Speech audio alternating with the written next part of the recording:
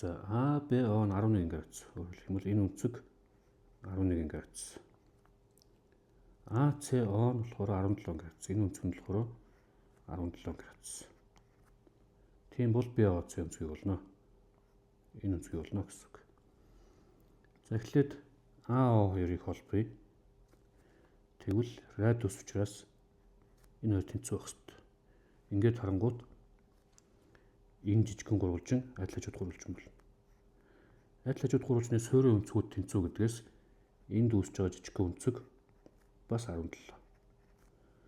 Яг үүнтэй адилхан нөгөө талд нь бас адил хажууд гурвалжин үүснэ. Радиусууд тэнцүү учраас А, О нь О, Б-тэйгээр тэнцүү.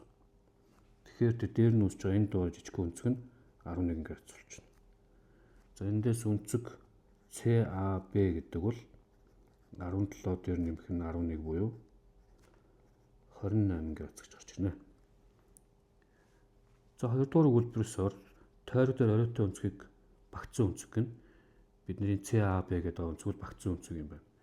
Тэр багцсан өнцөг нь яадаг вэ гэхээр тулсан номынхаа хагастай тэнцүү.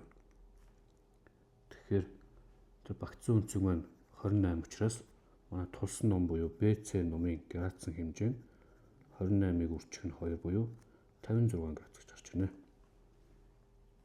За нэгдүгээр өгүүлбэрээр унших юм бол тойргийн төв дээр оройтой өнцгийг төв өнцөг гэнэ. Өөрөөр хэлэх юм бол бидний олох гээд байгаа BOC гэдэг маань төв өнцөг юм байна. За энэ төв өнцөг яадаг вэ гэхээр тулсан номтойгоо тэнцүү байдаг. Тулсан ном нь 56 градус гэж бид нэр сая олцсон. Тэгэхээр энэ өнцөгчсөндөө адилхан 56 градус юм байна.